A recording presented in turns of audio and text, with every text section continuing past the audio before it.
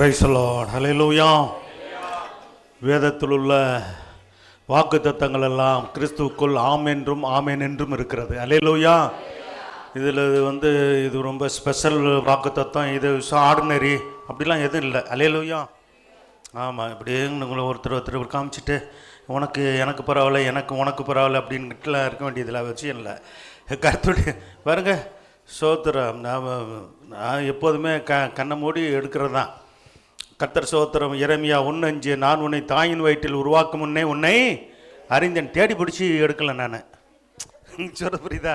எப்போதுமே அப்படிலாம் எடுக்கக்கூடாது. கர்த்தர் நம்ம கொடுக்குறது, ஆண்டவரே என்ன கொடுக்க விரும்புகிறீங்களோ கொடுங்க. பொதுவான வாக்குத்தத்தத்தை கொடுத்துட்டாரு. இது சோத்திரம். இந்த போர்டு வாங்காதவங்க இருப்பீங்கன்னா உங்களுக்கு கேரளுக்கு வரும்போது கொடுத்துருப்பாங்க. அப்படி வாங்காத இருந்தீங்கன்னா நீங்கள் என்ன பண்ணுங்கள், இந்த வாக்குத்தத்தத்தை வாங்கிட்டு போங்க. காலண்டர் ப்ரேயர் முடிஞ்ச உடனே காலண்டர் வாங்கிட்டு போங்க. சோத்திரம். இதை ஞாபகத்தில் வச்சு கொள்ளுங்க. ஒரு குடும்பத்துக்கு ஒன்று வாங்கிட்டு போங்க. நீங்கள் ஒருவேளை பிள்ளைகள் இருப்பாங்களான்னா நீங்கள் ஊழியக்கார சிஸ்டர்கிட்ட சொல்லி நீங்கள் உங்கள் பிள்ளைகளுக்கு கொடுக்கணும். காலண்டர் கொடுக்கணும், அல்லது வாக்குத்தத்தம் கொடுக்கணும். கல்யாணமாகி போன பிள்ளைகளுக்கு சொல்கிறேன். அப்படி இருந்துச்சுன்னா நீங்கள் அவங்கள்ட்ட ஒரு வார்த்தை சொல்லி அதை கலெக்ட் பண்ணிட்டு போங்க. சரிங்களா? சோத்திரம். உங்களுக்கு நம்ம பிள்ளைங்க கல்யாணம் ஆகி போயிருக்கிறாங்க, ஒருவேளை எதிர்பார்ப்பாங்க. காலண்டர் கொடுங்க, வாக்குத்தத்தம் கொடுங்க, தப்பு இல்லை. கர்த்தர் சோத்திரம் உண்டாகட்டும். சரி, இந்த நாளில் நம்ம தலைகளை தாழ்த்தி ஜோமனுமா. பரிசுத்தமுள்ள நல்லதவனே, சொன்ன பிதாவை ஸ்தோத்திரம். கிருபை இறக்க நிறைந்த நல்ல தகப்பனே, இந்த மனமகிழ்ச்சியான ஆண்டவரே, இந்த நல்ல ஆண்டவரே சோத்திரம் ஐயா. அப்பா, இரவு வேலைக்காய் ஆண்டவர், அதிகாலை வேலைக்காய் நன்றி சொல்கிறோம் ஆண்டவரே. கடந்த வருஷங்களெல்லாம் கன்னிமுனிவலு காத்து வந்த தேவன் 2025 கர்த்தர் நீர் ஆண்டவரே சோத்திரம் எங்களுக்கு ஆண்டவரே பாதுகாப்பாய் ஆண்டவரே எங்களுக்கு கர்த்தர் ஆசீர்வாதமாக நடத்தி தந்தீர். இந்த 2026 ஆண்டவரே சோத்திரம் எங்களுக்கு ஆசீர்வாதமான ஒரு ஆண்டாக இருக்கும் என்று ஆண்டவரே, நல்ல ஆவிக்குரிய வாழ்க்கையில் வளரக்கூடிய ஒரு நிலவரத்தில் எங்களை கொண்டு வருகிற வருஷமாக இருக்க முடியும் என்று நாங்கள் விசுவாசிக்கிறோம். எங்களை நடத்துங்க ஆண்டவரை. குழந்தைகள் முதற்கொண்டு பெரியவர்கள் வரையும் ஆசீர்வதித்து பாதுகாத்து விசேஷமாக நல்ல தெய்வீக சுகத்தை கொடுத்து பலத்தை ஆரோக்கியத்தை கொடுத்து நடத்துங்கப்பா. எல்லா குடும்பங்களுக்கு விரோதமாக ஆண்டவரே எந்த விதமான விபத்தோ ஆபத்தோ நாசங்களோ மோசங்களோ ஒன்று வராதபடிக்கு இரத்தத்தின் மறைவுக்கெல்லாம் மூடி அக்கினிமெல்லாம் வேலெடுத்து சிலுவையின் மறைவிலே எங்களை மறைத்து நீர் வேலையெடுத்து பாதுகாத்து கொள்ளும். அடியனை மறைத்து நீர் வெளிப்படும். நீர் என்னோடு பேசும், எங்களோடு பேசும், உங்களுடைய ஜனத்தோடு பேசும். ஜெபங்களும் பதில் தாரும். இயேசு நாமத்தில் வேண்டிக் கொள்கிறோம் நல்ல பிதாவே, ஆமென். ஸ்தோத்திரம். இந்த ஸ்தோத்திரம் எரேமியா 29:11 ஒருத்தர் வாசிங்க.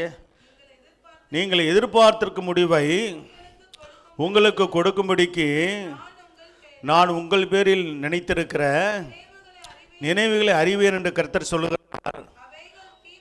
அவைகள் தீமைக்கல்ல, சமாதானத்துக்கு ஏதுவான நினைவுகளே. ஹல்லேலூயா. இதை குறித்து நம்ம வேதத்தை பிரதர் வாசித்தாங்க.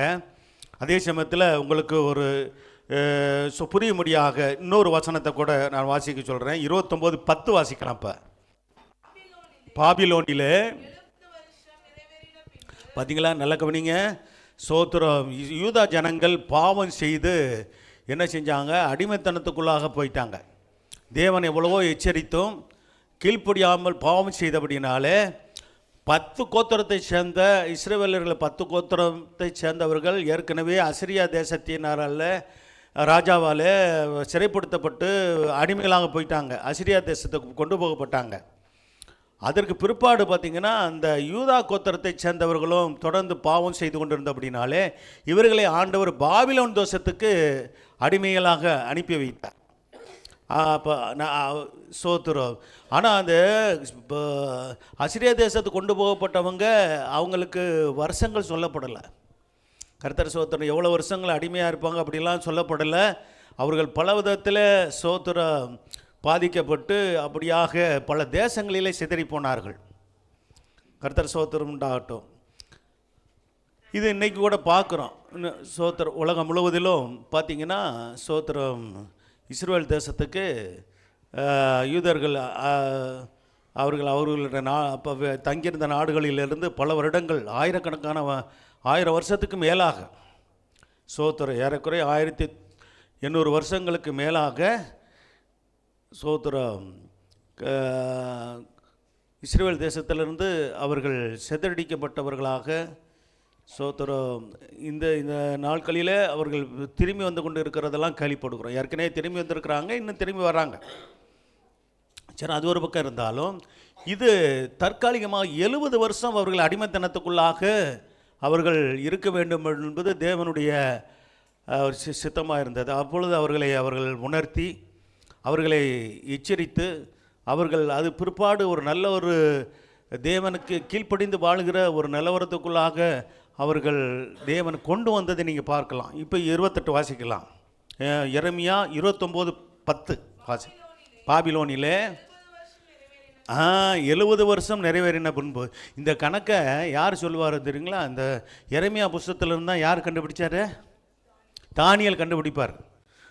எரேமியா புஸ்தகத்தை தீர்க்கதரிசன புஸ்தகத்தை வாசித்த போகுது தான் 70 வருஷம் அடிமையெல்லாம் இருப்பாங்கன்றதை கண்டுபிடிச்சு அதற்காக ஜெபிக்க ஆரம்பித்தார். ஜெபித்து, ஏன்னா தானியேல் பாபிலோன் தேசத்தில் பெரிய ராஜாவுக்கு அடுத்த ஸ்தானத்தில் அவர் உயர்த்தப்பட்டார். சொப்பனங்கள் அவருக்கு சோத்திரம் கிடைத்து சொப்பனத்துக்கு அர்த்தம் சொல்ல முடியாத ஒரு காரியங்களும் உண்டானதை நம்ம பார்க்கிறோம். உண்டாகட்டும். Praise the Lord. சோத்திரம். பேட்டி மாற்றிருக்கா?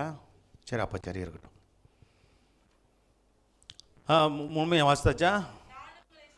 நான் உங்களை சந்தித்து 70 வருஷம் ஆகும்போது நான் உங்களை சந்திப்பேன்னு சொன்னார். அதே போல் கரெக்டாக 70 வருஷம் அடிமைத்தனத்தில் இருந்தாங்க. சந்தித்து கோரேஸ் ராஜா காலத்தில் விடுதலை ஆயிட்டாங்க. முதல்ல பாபிலோன் காலத்தில் சிறைப்படுத்தப்பட்டு கொண்டு போகப்பட்டவங்க ராஜ்யம் மாறிடுச்சு. பாபிலோன் ராஜ்யம் மாறிடுச்சு. மேதிய பெர்சிய ராஜ்யம் வந்துருச்சு. அப்போ கோரேஸோடு கூட கர்த்தர் பேசுகிறார். ஜனங்களை நீ விடுதலை ஆக்கி அனுப்பணும் அப்படின்னு கர்த்தர் பேசும்போது அந்த அந்நிய ராஜா தேவனை அறியாதவன் சோதரன் தேவனுடைய வார்த்தைக்கு கீழ்ப்படிந்து என்ன செஞ்சான்? அந்த அசரிய சத்தம் தான் அன்னைக்கு சோதரன். ஏனென்றால் அந்த சத்தத்தை கேட்டவன் கீழ்ப்படிந்தான். அல்லேலூயா. கர்த்தர் சோதரர் தேவன் நம் தேவன் ஆவியாக இருக்கிறார். அவர் எங்கும் வியாபித்து இருக்கிறார். கர்த்தர் சோதரம் உண்டாகட்டும். நம் தேவன் ஆவியாக இருக்கிறார். அவரை தொழுது கொள்வர்களை ஆவியோடு உண்மையோடு என்ன செய்யணுமா? அவரை தொழுது கொள்ள வேண்டும் என்று வேதம் சொல்லுகிறது. சரி, நல்ல நினைவுகள் தேவ ஜனங்களுக்கு வேண்டும் என்று நாம் பார்க்கிறோம். நல்ல நினைவுகள். ஏன்னா தவறான நினைவுகள் தவறான வழியில் நடத்திவிடும். நல்ல நினைவுகள் தான் நல்ல காரியங்களை செய்ய வைக்கும். அப்போ கர்த்தரும் பாருங்கள் தம்முடைய ஜனங்களுக்கு நல்ல நினைவுகளை சொல்கிறார். நீங்கள் எதிர்பார்த்திருக்க முடிவே உங்களுக்கு கொடுப்பேன் என்று கொடுக்கும்படிக்குன்னு இருக்குது. சோத்திரம் கொடுப்பேன் என்பது தான் அதனுடைய அந்த வசனத்தினுடைய விளக்கமே, அர்த்தமே. சோத்திரம். ஆதியாகமம் 6ஆம் அதிகாரம் 5ஆம் வசனத்தை வாசிங்க. மனுஷனுடைய அக்கிரமம் பூமியிலே பெருகினது என்று தோற்றமெல்லாம் பொல்லாதது என்று மைக்கு கொடுங்கப்பா, விட்டு விட்டு வருதேன்.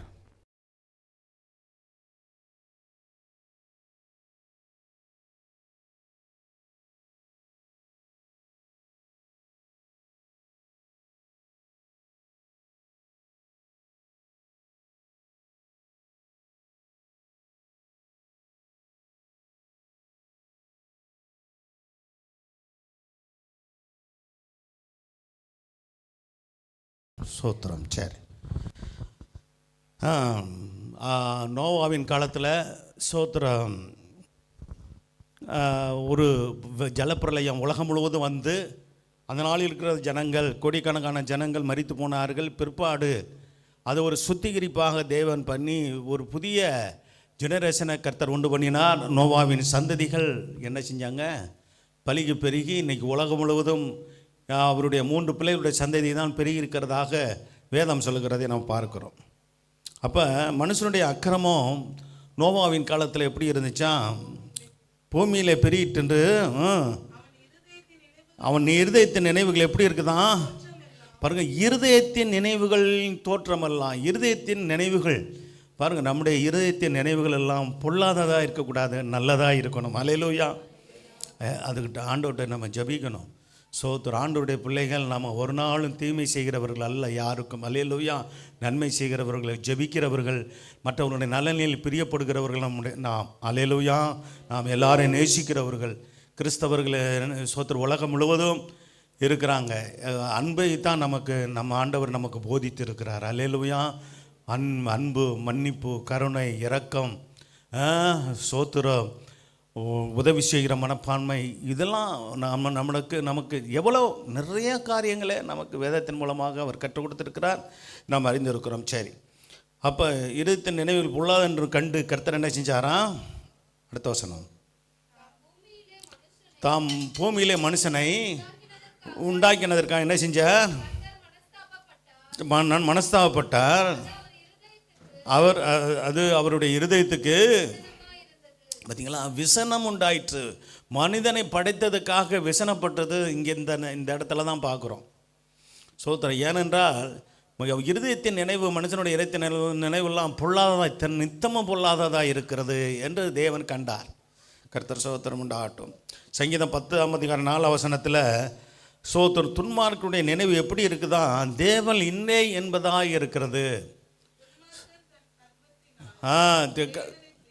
துன்மார்க்கன் என்று சொல்லும்போது சோத்திரம், துணிகரமாக மற்றவர்களுக்கு தீமை செய்கிறவர்கள், பாவம் செய்கிறவர்கள், அநியாயம் செய்கிறவர்கள், அக்கிரமம் செய்கிறவர்கள் சோத்திரம் என்று பார்க்கிறோம். அவர்களுடைய நினைவு எப்படி இருக்கிறது? பாருங்க, தேவன் இல்லை என்று தான் அவங்களுடைய நினைவுகள்லாம் இருக்கிறது. அப்படிப்பட்ட ஒரு நினைவு உள்ள ஒரு கூட்டம் இருக்க செய்கிறாங்க. உலகத்திலே பல தேசத்தில் இருக்கிறாங்க. கர்த்தர் சோத்திரம் உண்டாகட்டும். அடுத்து பார்த்தீங்கன்னா சங்கீதம் 33:11 கர்த்தருடைய இருதயத்தின் நினைவுகள் எப்படி இருக்குதான்? தலைமுறை தலைமுறையாகவும் நிற்கும் என்று சொல்லப்பட்டிருக்கிற. வாசிக்கலாம். கர்த்தருடைய ஆலோசனை, கர்த்தருடைய ஆலோசனை நித்திய காலமாகவும். ஆமாம், ஆண்டவருடைய இருதயத்தின் நினைவுகள் எப்படி இருக்கிறது?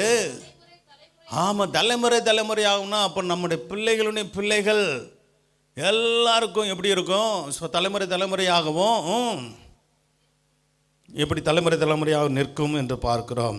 சங்கீதம் 139:2 தாவீது சொல்லுகிறார், என் நினைவுகளை தூரத்திலிருந்து நீர் அறிகிறீர். அல்லேலூயா. என்னுடைய உட்கார்தலையும் என் எழுந்திருக்குதலையும் அறிந்திருக்கிறீர். உட்கார்தலையும் எழுந்திருக்கலையும் அறிந்திருக்கிறது மட்டுமல்ல, சரிங்க. ஆமாம், நம்முடைய ஆண்டவர், நம்முடைய தேவன் கர்த்தர் நம்முடைய நினைவுகளை தூரத்திலிருந்தே அவர் அறிய முடியும், அறிகிறவர் அவர். அல்லேலூயா. சரி, அப்படின்னு இருக்கிறது. இது தாவீது தன்னுடைய அனுபவத்தில் கண்டுபிடித்தார். அடுத்த நீதிமொழிகள் 21:5 ஜாக்கிரதையினுடைய நினைவு செல்வத்திற்கும் பதர்களுடைய நினைவு தரித்திரத்துக்கு ஏதுவாக இருக்குதான். வாசிக்கலாம். நீங்களும் நாளும் எப்படி இருக்கணும்? ஜாக்கிரதை உள்ளவர்களாக இருக்கணும். நம்முடைய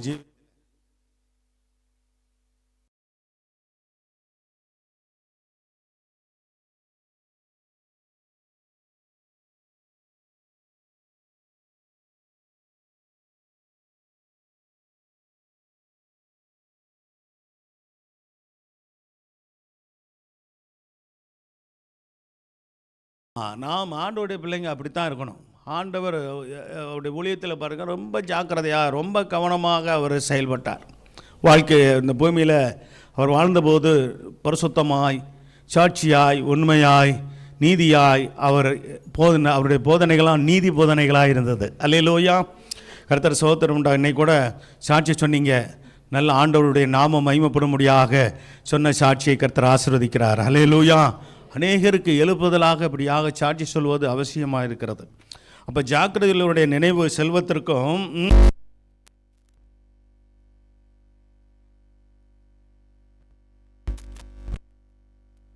இருக்கிறது. ஏசாயா 57:7-9 ஆண்டவர் சொல்லும்போது ஏசாயா தீர்க்கதரிசி மூலமாக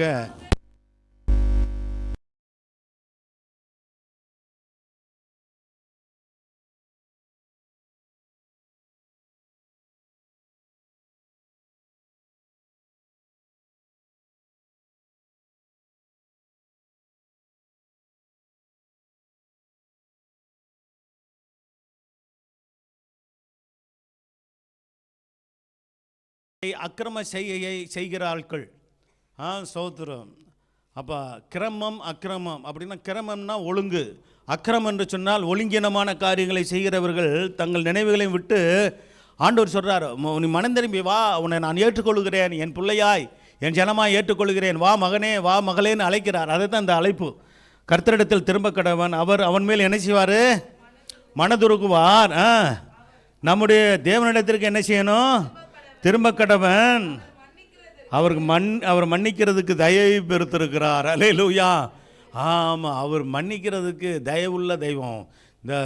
இந்த கர்த்தரால், ஆண்டவரால் எப்படிப்பட்ட மனுஷனுடைய பாவத்தை மன்னிக்க முடியும்? மனம் திரும்பி நல்ல ஒரு வாழ்க்கை வாழ எப்பேற்பட்ட கொடுமையான ஆள்கள் கூட சோத்திரம் அவருடைய இரத்தத்தின் புண்ணியத்தால் பாவம் மன்னிக்கப்பட்டு அவருடைய நாமத்தின் வல்லமையினாலே ரட்சிக்கப்பட்டிருக்கிறாங்க. அல்லேலூயா. கர்த்தர் சோத்திரம் உண்டாகட்டும். சரி, 8வது வசனம். என் நினைவுகள், ஆண்டவர் சொல்கிறார், என் நினைவுகள் உங்கள் நினைவுகள் அல்ல. ஆமாம், என்னுடைய வழியே உங்கள் வழிகள் என் வழிகளும் அல்லவென்று கர்த்தர் சொல்லுகிறார்.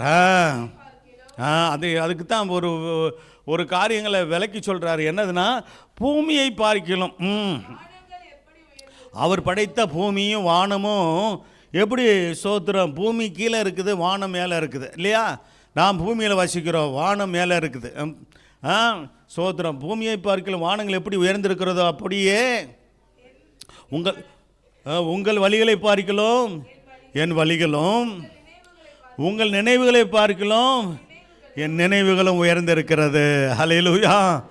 ஆண்டவருடைய நினைவுகள் உயர்ந்த நினைவுகள். ஆண்டவரிடத்தில் நாம் ஜெபிக்கணும். வேதத்தை வாசித்து வேத வசனத்தின்படி நம்ம ஜெபிப்போமானால் நாம் ஆசீர்வதிக்கப்படுவோம். ஏசாயா 66ஆம் அதிகாரம் 18ஆம் வசனத்தில் ஆண்டவர் சொல்கிறார், நான் அவர்கள் கிரியைகளையும் அவர்கள் நினைவுகளையும் அறிந்திருக்கிறேன் என்று சொல்கிறார். பாருங்கள், நம்முடைய கிரியைகளையும் ஆண்டவர் அறிவார், நம்முடைய நினைவுகளையும் ஆண்டவர் அறிந்திருக்கிறார். அல்லேலூயா. அதனால் நம்முடைய நினைவுகள் நல்ல நினைவுகளாய் சோத்திர வருதா, அதுக்கு இடம் கொடுக்குறோமா? தவறான நினைவுகளுக்கு இடம் கொடுக்குறோமா? சிந்தைகளுக்கு, தவறான சிந்தைகளுக்கு, தவறான எண்ணங்களுக்கு இடம் கொடுக்குறோமா? சரியான எண்ணங்களுக்கு நினைவுகளை நாம் நினைக்கிறோமான்னு பார்க்கணும். ஏன்னா எந்த நினைவு சரியான நினைவு, நல்ல நினைவுகள் நல்ல வழியிலே நடத்தும். தவறான நினைவுகள், தவறான சிந்தைகள் தவறான வழியிலே நம்ம நடத்தி கொண்டு போயிடுவோம். அல்லேலூயா. இங்கே தான் உருவாகிறது. இங்கே உருவாகிறது தான் நம்ம செயலில் காட்டுறோம், செயலில் நடப்பிக்கிறோம். அதுதான் ஆண்டவர் நினைவுகளை ரொம்ப முக்கியப்படுத்தி சொல்கிறார். சோத்திரம். சரி, நான் அவர்கள் வாசிக்கலாம் 66:18. ஏசாயா, நான் அவர்கள் கிரியைகளையும் அவர்கள் நினைவுகளையும் அறிந்திருக்கிறேன், நான் சகல ஜாதியாரையும் பாசைக்காரரையும் கூட்டி சேர்க்கும் காலம் வரும் என்று சொல்கிறார். பார்த்தீங்களா? வந்து என்ன செய்வாங்க பாருங்க, நான் சகல ஜாதியாரையும் பாசைக்காரரையும் சொல்கிறார். எல்லா ஜனங்களையும் நான் என்ன செய்வேன்? கூட்டி சேர்க்கும் காலம் வரப்போகிறது. அல்லேலூயா. அப்போ அவர்கள் வந்து என்ன செய்வாங்க? ஆண்டவருடைய நாமத்தை, என் மகிமையை காண்பார்கள் என்று சொல்லுகிறார். கர்த்தர் சோத்திரம். எபிரேயர் 4ஆம் அதிகாரம் 12ஆம் வசனத்தை வாசிங்க. தேவனுடைய வார்த்தையானது எப்படிப்பட்டதாக இருக்கிறது? அருமையாக தேவனுடைய வசனத்தை குறித்து, பைபிள் வார்த்தைகளை குறித்து புதிய ஏற்பாட்டிலையும் பழைய ஏற்பாட்டிலும் நிறைய வசனங்கள் உண்டு. அப்படிப்பட்டதான தேவனுடைய வார்த்தையினுடைய மகத்துவங்களை இந்த வேதம் சொல்லுகிறது. பாருங்கள், வாசிக்கலாம். தேவனுடைய வார்த்தையானது எப்படிப்பட்டதா?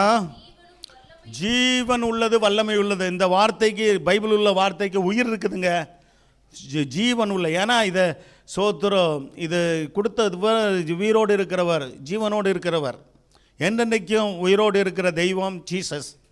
கர்த்தர் சோத்திரம். மரித்தேன் ஆனாலும் சதகாலங்கள் உயிரோடு இருக்கிறவர் என்று சொன்னது. அவர் தேவனாய் இருந்து மனித அவதாரம் எடுத்து உங்களை என்னை மீட்க முடியாத இரட்சகராக இந்த பூமியிலே வெளிப்பட்டார். அல்லேலூயா. கர்த்தர் சோத்திரம் உண்டாகட்டும். சரி, வாக்கலாம்.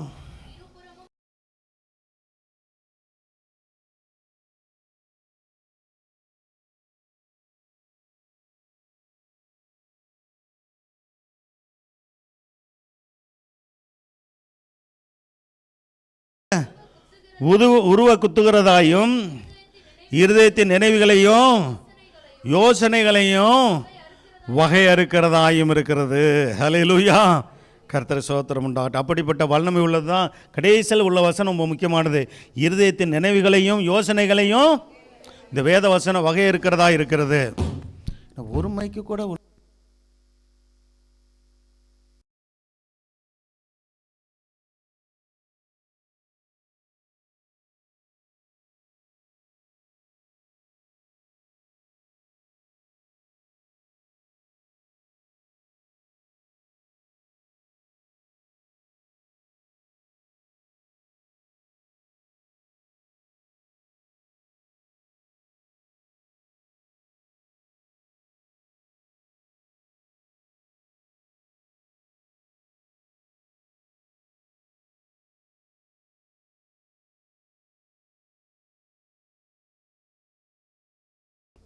அடுத்து தேவ ஜனங்கள் நினைவில் எப்போதும் வைத்துக்கொள்ள வேண்டியவைகள் என்ற சில வசனங்களை நம்ம பார்க்க போகிறோம். நம்ம ஆண்டவருடைய பிள்ளைகளாக நாம் என்ன செய்யணும்? நம்முடைய நினைவில் எப்போதும் வைத்துக்கொள்ளணும், அல்லது நினைத்து கொள்ள வேண்டியவைகள் என்னவென்று பார்க்கலாம். என்னாகும் 15 வசனத்தில் கர்த்தரின் கற்பனைகள் கட்டளைகளை எல்லாம் நினைத்து கொள்ள வேண்டும். வாசிக்கலாம். என்னாகும் 15:39. நீங்கள் பின்பற்றி உங்கள் இருதயத்துக்கும் கண்களுக்கும், அப்படின்னா உங்கள் விருப்பம் இஷ்டத்துக்கும் உங்களுடைய ஆசைக்கு எட்டபடியெல்லாம் நடக்காதீங்க. வசனத்தின்படி, என்னுடைய வார்த்தையின்படி நான் உங்களுக்கு ஏற்கனவே கொடுத்துருக்கிறேனே, அந்த கட்டளையின்படி நடங்க, பிரமாணத்தின்படி நடங்கன்னு சொல்கிறார். வாசிக்கலாம். கற்பனைகள் எல்லாம் சோத்திரம் நினைத்து அவைகளின்படி செய்யும்படிக்கு என்ன இருக்கணும்? சோத்திரம். ஆமாம், அதாவது தொங்கல், வஸ்திர தொங்கல் என்று அதில் ஞாபகப்படுத்த முடியாத சில காரியங்களை ஆண்டவர் செய்ய சொல்லியிருந்தார். சரி, யூதர்களுக்கு, இஸ்ரவேலர்களுக்கு. நமக்கு அதல்ல. இன்றைக்கி உடையின் காரியங்களில் நம்ம புதிய ஏற்பாடு சபையாராயன்னா அந்த காரியங்கள்லாம் நம்ம கைக்கொள்ள வேண்டியதில்லை. சோதர யாத்திராகமம் 20 8 வசனத்தை 24 வசனத்தை வாசித்தோம்னா, கர்த்தருடைய நாளை என்ன செய்யணும்? ஓய்வு நாளை. இப்போ நம்ம வாசிக்கும் போது எப்படி வாசிக்கலாம்? கர்த்தருடைய நாளை என்ன செய்யலாம்? பரிசுத்தமாய் ஆசரிக்க வேண்டும், அல்லது கர்த்தரை அந்த பரிசுத்த நாளில், கர்த்தருடைய நாளில் ஆராதிக்க வேண்டும், கர்த்தரை தொழுது கொள்ளணும். ஆசீர்வாதமாக நம்ம ஞாயிற்றுக்கிழமை தான் அதிகமாக நாம் அநேகர் கூடி வருகிறோம் தேவ சமூகத்துக்கு. மற்ற நாட்களிலும் ஜபம் உண்டு. மற்ற நாட்கள் ஜபங்களிலும் வந்து கலந்து கொள்கிற ஆண்டவருடைய பிள்ளைகள் இருக்கிறீங்க. சோத்திரம். சரி, நல்லது. வாசிக்கலாம். 24 வசனத்தை வாசிக்கும்போது, இஸ்ரவேல் ஜனங்களுக்கு சொல்லப்பட்ட ஒன்று காரியங்கள், ஆராதனை முறையை நீங்கள் சரியாக நீங்கள் கை கொண்டு நடந்தீங்கன்னா நான் உங்களை மத்தியில் வந்து உங்களை ஆசீர்வதிப்பேன்னு சொல்கிறாரு. இன்றைக்கும் நம்ம பாருங்கள், ஆண்டவருடைய கர்த்தருடைய நாளில் கர்த்தரை தொழுது கொள்ளும், உண்மையாக தேவ பயத்தோடு பக்தியோடு கர்த்தரை தொழுது கொள்ளும்போது நம்மை ஆசீர்வதிக்கிறவராய் அவர் இருக்கிறார். வாசிக்கலாம். மண்ணினாலே அதின் மேல் உன் ஆடுகளையும் மாடுகளையும் பாருங்கள். அதெல்லாம் இன்றைக்கி ஆடு மாடு நம்ம பலி செலுத்த வேண்டியதில்லை, இரத்தப்பான பலிகளை செலுத்த வேண்டியதில்லை. நம்முடைய ஆண்டவராய் இயேசு கிறிஸ்து கல்வாரி சிலுவையிலே அவரே ஒரு முறை தன்னுடைய சோத்திர சரீரத்திருந்த எல்லா இரத்தத்தையும் சிந்தி சோத்திரம் அவர் நமக்காக ஜீவன் கொடுத்து நம்மை மீட்டெடுத்தபடியினாலே சோத்திரம் உலகம் முழுக்க சகல மனுஷரையும் சோத்திரம் அந்த ஒரே பலியில் சோத்திரம் அந்த ரட்சிப்பை ஆயத்தம் பண்ணி வைத்திருக்கிறார். அல்லேலூயா. கர்த்தர் சோத்திரம். வாசிக்கலாம். சமாதான பலியாகவும் அப்படி சொல்லிட்டு என்ன சொல்லப்பட்டிருக்கு? இன்றைக்கும் அவர் நாமத்தை பிரஸ்தாபப்படுத்துகிற ஸ்தலத்தில் ஆண்டவர் என்ன செய்கிறாரு? என் நாமத்தை பிரஸ்தாபப்படுத்துகிற எந்த ஸ்தானத்தில் உன்னிடத்தில் வந்து உன்னை ஆமென் அல்லேலூயா நம்மை ஆசீர்வதிக்கிற தேவன், அவருடைய நாமத்தை மையப்படுத்துகிற எல்லா ஸ்தானத்திலும் வந்து நம்மை ஆசீர்வதிக்கிறவராய் அவர் இருக்கிறார் என்று பார்க்கிறோம். விவாகமம் 8:2 கர்த்தர் நடத்தி வந்த எல்லா வழிகளையும் நாம் நினைக்க வேண்டும். கர்த்தர் சோத்திரம் உண்டாட்டு. வாசிக்கலாம். உன் தேவனாகிய கர்த்தர் உன்னை சிறுமைப்படுத்தும்படிக்கு நீ கை கொள்வாயோ கை கொள்ள மாட்டேன். இப்போ பாருங்க, நம்ம சோத்திரம் குறைவாய் கஷ்டமான ஒரு நெருக்கமான சூழ்நிலையில் தான் ஆண்டவர் அதிகமாக தேடுகிறவர்களாக இருப்போம். எல்லாம் நமக்கு திருப்தியாக இருந்தால் என்ன செய்ய மாட்டோம்? எல்லாம் தான் எனக்கு திருப்தியாக இருக்குதே. அப்போ நான் இன்றைக்கி ப்ரேயருக்கு போகணுமா, இன்றைக்கி இன்னொரு சோத்திரம் இன்னொரு நாள் போனால் போதாதா, அடுத்த வாரம் போய்க்கலாம். குடும்பமாக போகணுமா, குடும்பமாக தேவனை தேடணுமா, சோத்திரம் அன்றைக்கி ஏதாவது ஒரு ப்ரோக்ராம் இருந்துச்சு, யாராவது சொல்லியிருந்தாங்கன்னா அதுக்கு போயிட்டு போனால் என்ன தப்பாயிடுமா, இப்படிலாம் நினைப்போம். ஆனால் ஒரு நெருக்கத்தில் இருக்கும்போது சோத்திரம் என்ன செய்வோம், போய் ஆகணும், சோத்திரம் ஆண்டவரை தேடியே ஆகணும், விடுதலை ஆகணுமே, நமக்கு நன்மை உண்டாகணும்னு சொல்லி ஆண்டவரை தேடி வருவோம். அல்லேலூயா. கர்த்தர் சோத்திரம். அதுக்கு தான் சிறுமைப்படுத்த மாட்டேங்கிற வார்த்தை பயன்படுத்தப்பட்டிருக்குது. அப்போனா ஏதோ ஒரு குறைவுகளை சில சமயம் அனுமதிக்கிறார், தேவனே அனுமதிக்கிறார் என்று பார்க்குறோம். வாசிக்கலாம். அவர் உன்னை சோதித்து பாருங்கள், சோதிக்கிற தேவன் உன் இருதயத்தில் உள்ளதை பாருங்கள். நம்முடைய இருதயத்தில் உள்ளது பல வேலையில் நமக்கு தெரியாமல் இருக்கும். அதுக்கு தான் உன் இருதயத்தில் உள்ளதை நீ அறிந்து கொள்ள முடியும். சோத்திரம். வாசிக்கலாம். அப்படி சொல்லிட்டு இந்த இஸ்ரவேல் ஜனங்களை 40 வருஷமாக வனாந்தரத்தில் நடத்தினார்ல, அதை சொல்லி காமிக்கிறாரு. சோத்திரம் மோசையின் மூலமாக கர்த்தர் வனாந்தரத்தில் நடத்தி வந்த எல்லா வழிகளையும் நீ நினைப்பாயாக. ஹல்லேலூயா. நாம் கூட நம்முடைய வாழ்க்கையில் சோத்திரம் எல்லா வழிகளையிலும் கர்த்தர் நடத்தி வந்த எல்லா வழிகளையும் நான் நினச்சி பார்க்கணும். ஹல்லேலூயா. கர்த்தர் சோத்திரம் உண்டாகட்டும். புதிய வருஷத்தில் வந்திருக்கிறோம். கடந்த வருஷங்களெல்லாம் நாம் ஆண்டவரை அறிந்த நாள் முதற்கொண்டு எப்படிலாம் ஆண்டவர் நம்மை நடத்தி வந்தார், எவ்வளோ அற்புதங்களை அதிசயங்களை சோத்திரம் செய்ததை நாம் சாட்சிகளாக கேட்டுக்கொண்டே இருக்கிறோம். அல்லேலூயா. எண்ணிலடங்கா சாட்சிகள் உலகம் முழுவதும் எழுப்பப்பட்டு கொண்டே இருக்கிறது.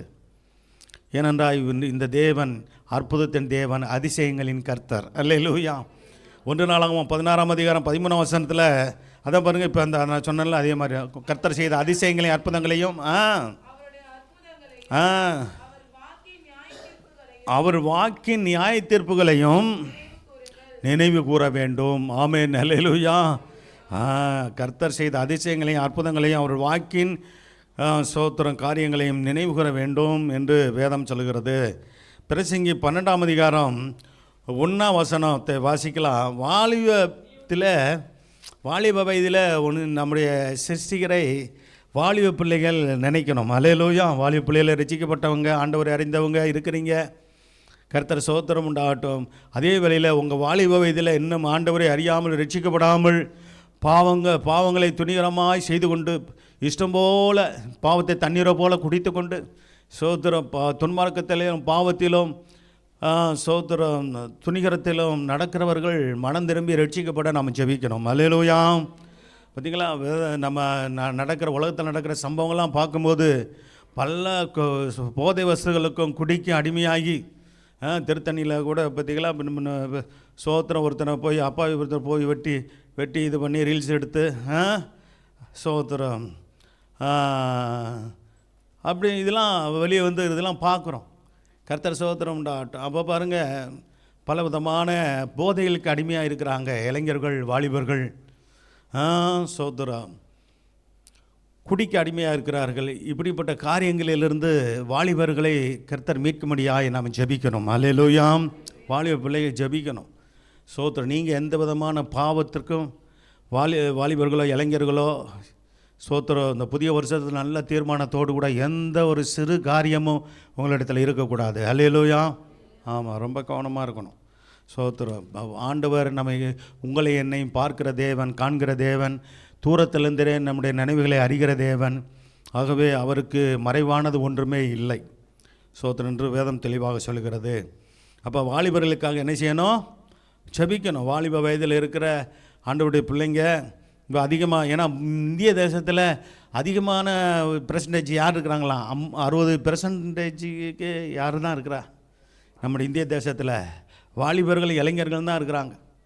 அவங்கெல்லாம் சோத்திரம் குடியில் பலவிதமான போதை வசதிகளுக்கு அடிமையாகி குடும்பங்களில் பாருங்கள், கல்யாணம் பண்ணி கொடுத்தாலும் சமாதானம் இல்லாமல் சோத்திர சண்டைகளும் சச்சரவுகளும் நிம்மதியில்லாத சூழ்நிலைகளும் வருகிறது. அவர்கள் சோத்திர இது நிமித்தமாக என்ன ஆகுது? போதைகளுக்கு அடிமையாகிறதுனால மயங்கி போய் எங்கேயாவது விழுந்து கிடந்து குடும்பத்தை ஒழுங்காக பார்க்காம இப்படி இருக்கிற ஆட்கள்லாம் நம்ம பார்க்குறோம். சோத்திர குடும்பத்தில் பிரிவினை உண்டாகிறது, விவாகரத்து வரைக்கும் போகிறது. இப்படிப்பட்ட சூழ்நிலைகள் நம்முடைய குடும்பங்களில் வரக்கூடாது. தேசத்தில் இருக்கிற குடும்பங்களில் வராதபடிக்கு நாம் ஜெபிக்க வேண்டும். ஆமென். அல்லேலூயா. ஆமாம், சோத்திரம். எபிரேயர் 12ஆம் அதிகாரம் 2ஆம் வசனம் 3ஆம் வசனம், கர்த்தர் சோத்திரம் உண்டாகட்டும். வேதம் சொல்கிறது, கர்த்தராய் இயேசு கிறிஸ்துவை என்ன செய்யணும்? அவர் விபரீதங்களை சகித்தார் இல்லையா? நம்முடைய ஆண்டவர் சிலுவையில் சோத்திரம் வாசிக்கலாம். அவர் தமக்கு முன் வைத்திருந்த சந்தோஷத்தின் பொருட்டு அவமானம் வந்துச்சு, அதை எண்ணாமல் சிலுவையை சகித்தார். அவர் சிலுவை சோத்திரம் வேதனை உள்ள ஒரு சோத்திரம் பாடு, மரணத்தை கொண்டு வருகிற ஒரு காரியம், அதை அவர் சகித்தார் இருக்குது. வாசிக்கலாம். வலசு பரிசத்தில் என்ன செய்கிறாரு?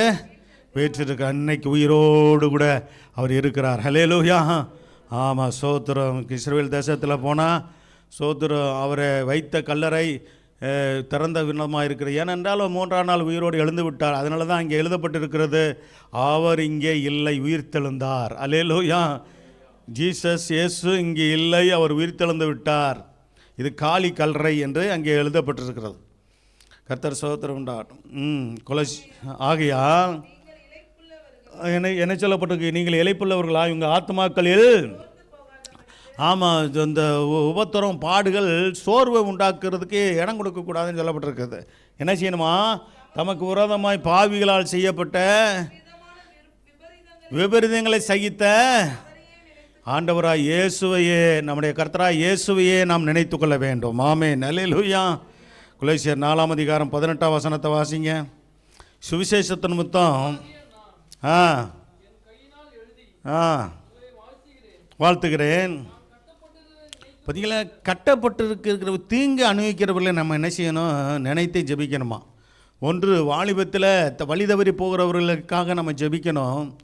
கர்த்தர் சோத்திரம் அவர்களை நினைத்து ஜெபிக்கணும். 2வது, சுவிசேஷத்து நிமித்தம் கட்டப்பட்டு இருக்கிறாங்க, ஊழியத்தை செய்தது நிமித்தம் சிறையில் போடப்பட்டிருக்கிற ஆண்டவருடைய பிள்ளைகள் உலகத்தில் பல தேசத்தில் இருக்கிறாங்க. அப்போ தீங்கு அனுபவிக்கிறவர்களை நினைத்து நாம் ஜெபிக்கணும்னு இருக்குது. வேதத்தில் வாசிக்கலாம். 4:18, எபிரேயர் 13:3 வாசிக்கலாம். கட்டப்பட்டிருக்கிறவர்களோடு நீங்கள் என்ன செய்யணும்? கட்டப்பட்டவர்கள் போல நினைத்து கொள்ளுங்கள். நீங்களும் சரீரத்தோடு இருக்கிறவர்கள் என்பதை அறிந்து தீங்கு அனுபவிக்கிறவர்கள் என்ன செய்யுங்க? ஆமென். தீங்கு அனுபவிக்கிறவர்களை நாம் நினைத்து கொள்ளணும். ஆமென். ஹலே. ஜபத்தில் நினைக்கணும். தீங்கு அனுபவிக்கிறவங்களை கஷ்டப்படுறாங்கன்னா அவங்களுக்கு நம்ம உதவி செய்யணும். ஆண்டவர் நமக்கு கற்றுக் கொடுத்தது அதுதான். ஒருவருக்கும் தீமையை நினைக்கக்கூடாதுன்னு நம்ம கற்றுக் கொடுத்துருக்கிறார். அல்லேலூயா. தீமை செஞ்சாலும் நன்மை செய்யுங்கன்னு கற்றுக் கொடுத்த அந்த நல்ல ஆண்டவர் இந்த இயேசு, கர்த்தராய் இயேசு. கர்த்தர் சோத்திரம். எபிரேயர் 13ஆம் அதிகாரம் கடைசியாக இந்த வசனத்தோட முடிக்கிறேன். சோத்திரம். 13ஆம் அதிகாரம் 7-17 வசனம். அந்த ஒரு நிமிஷம். அப்போ சபையில் கர்த்தர் உங்களுக்கு கொடுத்துருக்கிற ஊழியர்கள் அவர்களுக்காக நீங்கள் என்ன செய்யணும்? சோத்திரம். ஜெபிக்கணும், நல்ல ஒத்துழைக்கணும். தேவ சித்தம் நிறைவேற நீங்கள் என்ன பண்ணணும்? கர்த்தர் சோத்திரம் இணைந்து பணியாற்றணும். தேவனுடைய சபையோடு சேர்ந்து, தேவனுடைய ஊழியர்களோடு இணைந்து சோத்திரம் தேவ சித்தம் நிறைவேற நீங்கள் ஒத்துழைக்கணும். வாசிக்கலாம். எபிரேயர் 13ஆம் அதிகாரம் 7ஆம் வசனம். தேவ வசனத்தை நடத்தினவர்களை நடத்துகிறவர்களை நீங்கள் என்ன செய்யணும்? நினைத்து முடிவை நீங்கள் பார்க்கணும். சோத்திரம். அப்போ கள்ள உபதேசமா, நல்ல உபதேசமா, நல்ல ஊழியர்களா, தவறான ஊழியர்களா என்பதை நீங்கள் கண்டுபிடிச்சிடலாம். ஹல்லேலூயா. ஆமாம், சோத்திரம். கண்டுபிடிச்சி என்ன செய்யணும்? நல்லவர்களோடு இணைந்து கொள்ளணும். தவறான ஆள்கள் இப்போ பாருங்கள், ஊழியர்கள் நிறையா பேர் இருக்கிறாங்க. யாரையும் குற்றப்படுத்துறதுக்கு இல்லை. இங்கே வேதமும் அப்படி தான் சொல்லுது பாருங்கள். சோத்திரம். நீங்கள் நல்லா தெளிவு அந்த வசனத்தை கவனிங்க. தேவ வசனத்தை உங்களுக்கு போதித்து உங்களை நடத்தினவர்களை நீங்கள் நினைத்து அவளுடைய நடக்கையின் முடிவை என்ன செய்யுங்க? நன்றாய் சிந்திக்கணும்னு சொல்லப்பட்டிருக்கிறது. நன்றாய் சிந்திக்கணும். அப்போ சோத்திரம் சிந்தித்து அவர்களுடைய விசுவாசம் எதைத்தான் பின்பற்றணுமா? விசுவாசத்தை பின்பற்றணும்னு வேதம் தெளிவாக சொல்லுகிறது. கர்த்தர் சோத்திரம் உண்டாகட்டும். அப்போ கண்ண என்ன செய்யக்கூடாது? ஆமாம், சோத்திர சிலருடைய காரியங்கள்லாம் பார்த்திங்கன்னா வித்தியாசமாக இருக்கும். இந்த பாருங்கள், சமீபத்தில் கானா தேசத்தில் 3,80,000 பேரை ஒரு மனுஷன் சோத்திரம் பிச்சைக்கார மாதிரி இருக்கிறான். சோத்திரம். ஆமாம், கிறிஸ்மஸ் நாளில் இயேசு இந்த உலகம் அழிய போகுது அப்படின்னு சொல்லிட்டான். கிறிஸ்மஸ் நாளில் உலகம் அழிய போகுதுன்னு சொல்லி பெரிய பெரிய கூட்டம் வந்து இதை கட்டுறன்ட்டு, என்னது, நோவாவை போல் நோவாவான் பேர், ஒரு இது செய்கிறேன், கப்பல் செய்கிறேன், அதில் வந்து நீங்கள் வந்து இதாகிக்கங்க, வெள்ளத்தில் உலகம் அழிய போகுது அப்படின்னு சொல்லிட்டு கடைசியில் மழையும் வரல ஒன்றும் வரல. கடைசியில் என்ன சொல்லிவிட்டேன் தெரியுமா? நான் ஜெபம் பண்ணேன், ஆண்டவரை தள்ளி வச்சிருக்கிறாரு. என்ன சொல்லிவிட்டான்? ஏமாந்துடாதீங்க. கர்த்தர் உலகத்தில் இப்படிப்பட்ட ஏமாற்றுக்காரர்கள்லாம் அங்கங்கே காணப்படுறாங்க. பைபிளை நீங்கள் விசுவாசிங்க. பைபிளில் எல்லா உண்மையும் ஆண்டவர் எல்லா காரியங்களையும் வெளிப்படுத்தி இருக்கிறார். அல்லேலூயா. அதனால் கண்ணை மூடிக்கிட்டு யாரையும் பின்பற்றக்கூடாது, அவசியம் இல்லை. கர்த்தர் விசுவாசத்தை பின்பற்றுங்க, அவங்க வாழ்க்கையை பாருங்கள், விசுவாசத்தை பின்பற்றுங்கன்னு தான் சொல்லப்பட்டிருக்கிறது. சரி, இன்னொரு வசனம், 17 வசனம். அங்கே 13ஆம் அதிகாரத்தில் எபிரேயரில் ரெண்டு இடத்துல உங்களை நடத்தினவர்கள், நடத்துகிறவர்கள் என்ற வார்த்தை இருக்குது. நடத்துகிறவர்கள் உங்கள் ஆத்மாக்களுக்கு அந்தந்த சபையினுடைய மேய்ப்பெண் அந்தந்த ஆத்மாக்கள் உத்தரவாதம் உள்ளவர்களாக இருக்க வேண்டும். சரி, வாசிக்கலாம். ஜபத்தில் விழித்திருக்கிறவனால்படியால் ஆமாம், ஊழியக்காரங்க துக்கத்தோடு இல்லை, சந்தோஷத்தோடு கூட உங்களுக்காக தொடர்ந்து ஜெபிக்க, ஊழியம் செய்ய நீங்கள் என்ன செய்யணும்? நீங்களும் ஜெபிக்கிறவர்களாக இருக்கணும், கவனமுள்ளவர்களாக இருக்கணும். வாசிக்கலாம். அதை செய்யும்படி கீழ்ப்படிந்து என்ன செய்யணுமா? அணுங்களுக்கு ஸ்தோத்திரம். ஏற்ற காலத்தில் கர்த்தர் உங்களை உயர்த்தும்படிக்கு, நவம்பர் மாதம் எல்லாம் உயர்த்தும்படிக்கு அவருடைய பலத்த கரத்தில் என்ன செய்யுங்க? அடங்கியிருங்கள் என்று வேதம் சொல்லுகிறது. இங்கேயும் பாருங்கள், அடங்கியிருங்கள் என்ற வார்த்தை பயன்படுத்தப்பட்டிருக்கிறது. ஸ்தோத்திரம். அவர்கள் கீழ்ப்படிந்து அடங்குங்கள். அவர்கள் துக்கத்தோடு எப்படி செய்தால் அது உங்களுக்கு பிரயோஜனமாக இருக்க. அதான் ஊழியர்களை துக்கப்படுத்தாதபடிக்கு கவனமாக இருங்க. கர்த்தர் சகோதரம் உண்டாகட்டும். கர்த்தர் உங்களை ஆசீர்வதிப்பார். கர்த்தரையும் துக்கப்படுத்தக்கூடாது, ஊழியர்களையும் துக்கப்படுத்தக்கூடாது. இன்னும் ஒரு விசுவாசியும் மற்ற விசுவாசியும் கூட நம்ம துக்கப்படுத்தாதபடிக்கு நாம் நன்மையை செய்ய சகோதரர் கவனமுள்ளவர்களாக இருப்போமாக. அல்லேலூயா. ஜெபம் பண்ணி கர்த்தர் சகோதரம் உண்டாகட்டும்.